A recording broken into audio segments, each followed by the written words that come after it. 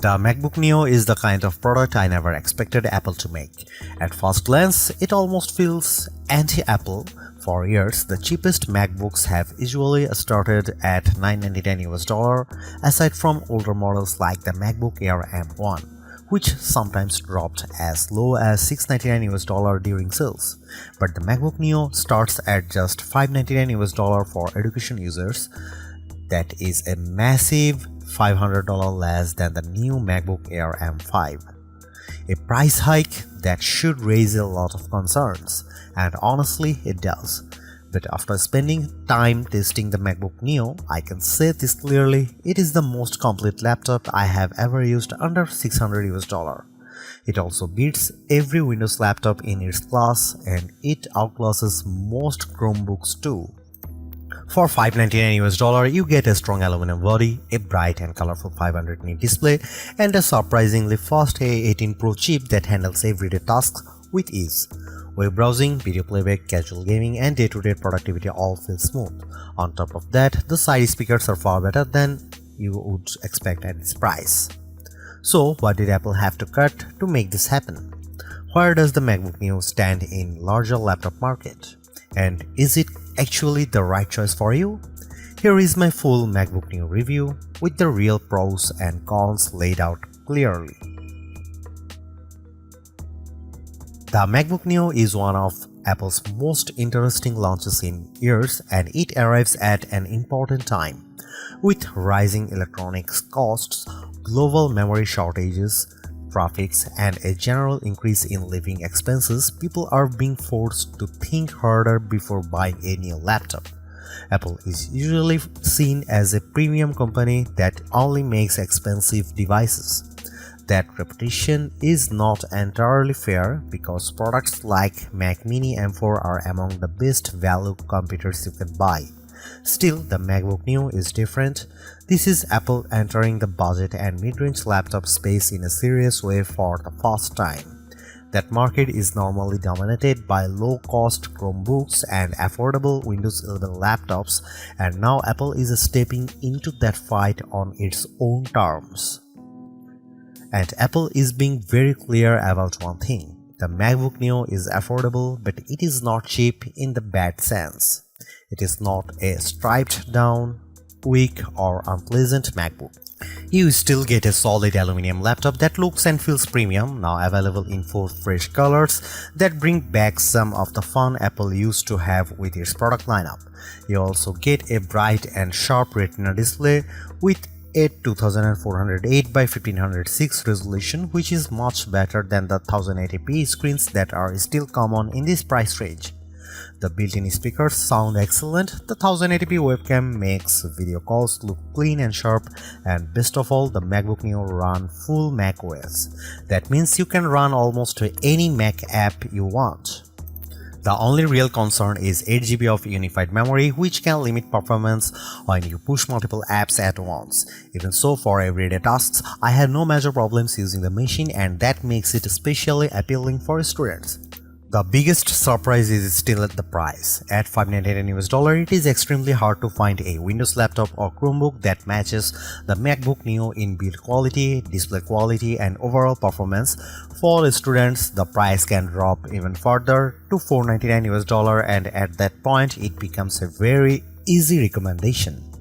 That said, there are compromises.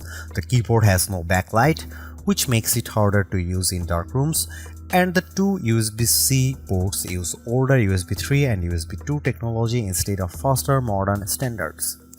Even with those compromises, Apple has made what is easily the best budget laptop you can buy in 2026. It may not be the absolute cheapest laptop available, but it is absolutely worth paying a little more for this level of polish and consistency.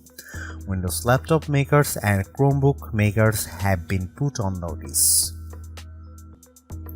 The A18 Pro chip is one of the biggest reasons the MacBook Neo exists, and it is also one of the most interesting parts of the machine. Instead of using an M-series chip like other modern Macs, Apple chose the A18 Pro, the same chip that powered the iPhone 16 Pro. At first, that sounds unusual. Putting a phone chip in a laptop is not the standard approach, but the logic behind it actually makes a lot of sense. Apple has far more experience designing mobile chips than computer chips, and its high-end iPhone silicon is now extremely powerful in a low-cost laptop that may be smarter than using a weak traditional laptop chip that struggles to keep up. By using an older iPhone chip, Apple lowers the cost without sacrificing too much real-world performance. So why not use an older M chip like the M1? Apple says the A18 Pro has a 16-core neural engine that is better suited for on-device AI tasks, including Apple Intelligent features inside macOS. The M1 is not as capable in that area, and the A18 also benefits from faster memory that makes this choice look a lot more strategic than strange. And because the A18 Pro is still a 64-bit ARM-based chip, the MacBook Neo runs full macOS, not a restricted mobile operating system. You are not stuck with iPhone apps. You can run standard Mac software just like you would on a MacBook Air, MacBook Pro, Mac Mini, or Mac Studio. macOS runs well on the Neo, and although it is not as snappy as my MacBook Pro, it still feels impressive for the price. For the best experience though, you should keep expectations realistic and stick mainly to lighter apps. I used built-in tools like GarageBand and Keynote, and both run smoothly. That is the kind of workload this laptop handles best. You can still go beyond that. I installed Steam, which requires Rosetta on non-Intel hardware, and it worked. That shows how open the MacBook Neo is compared with Chromebooks, which are still far more limited in the apps they can run. Some budget Windows laptops also ship with Windows 11 in S mode, which is basically a locked down version of Windows that awkward app restrictions. The MacBook Neo avoids all of that. In practical terms, this makes the Neo much more flexible than a Chromebook or a Windows S Mode laptop. It is also more useful than an iPad Pro in some ways, even though the iPad Pro may be more powerful on paper. The reason is simple: the Neo runs full Mac software, not iPad OS apps. Apple's ecosystem features also work here. You can mirror your iPhone, drag and drop files, make calls, send messages, share your clipboard, and use an iPad as a secondary display.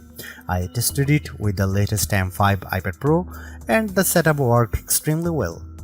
That is important because it means the MacBook Neo does not feel like a second-class Mac. You still get the same broad Apple experience as you do on more expensive models, and that is a huge win for a lower cost device. The limits are really about hardware, not software. If you want to do heavy 3D work, advanced video editing, or large creative projects, the MacBook Neo is going to struggle. It is not built for those jobs. The biggest concern is the 8GB of unified memory. That is enough for basic use, but it is not generous by modern standards. And because the memory is unified, it is shared between the system and graphics, which makes multitasking tighter than it would be on a laptop with more memory. During my testing with Safari, Keynote, GarageBand, and a Steam download, all active memory uses climb to around 6.48 GB to 7 GB. That is dangerously close to the ceiling. Once you get too close to the limit, performance starts to dip. There is also no upgrade path for memory, and you cannot just open the laptop and add more yourself. That means the 8GB configuration is something you have to live with for the lifetime of the device. For most students or casual users, that may be fine as long as they keep their workload light. But anyone who likes to jump between many apps or run heavier software should look at the MacBook Air M5 instead, which starts with 16GB of unified memory. Gaming is possible too, but again, expectations matter. I got Cyberpunk 2077 running at a playable 30 FPS using the For This Mac preset. It was not a generous experience because most settings were pushed very low and advanced effects were disabled, but the fact that a $599 fanless laptop can run a game like that at all is impressive. You can also play iPhone and iPad games, which are much better suited to this hardware. Overall, the MacBook Neo performs very well for the price. It is excellent for everyday tasks, surprisingly capable with many Mac apps and flexible enough to general use. But it is not a productivity powerhouse, and it should not be treated like one. One more advantage deserves mention: the MacBook Neo is fanless. That means it stays quiet in use, which is a major benefit over many budget Windows laptops that get noisy as soon as the system starts working harder. The MacBook Neo is the best budget laptop you can buy right now. It is true that Neo sits at the upper end of what many people would call budget, but the gap in quality between this and most Windows laptops or Chromebooks at the same price is huge.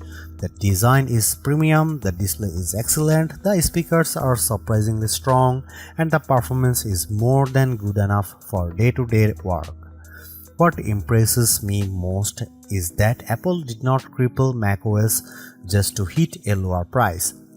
You still get the full Mac experience along with support for the broader Apple ecosystem. That makes the Neo feel like a real MacBook, not a watered down version. Yes, there are compromises. The USB-C setup is awkward, the keyboard has no backlight, and the 8GB memory limit is restrictive, but those issues are understandable in a laptop this affordable, even if they are still disappointing. At the end of the day, Apple has made a budget MacBook that actually feels worth buying. It is not the cheapest option on the market, but it is one of the smartest.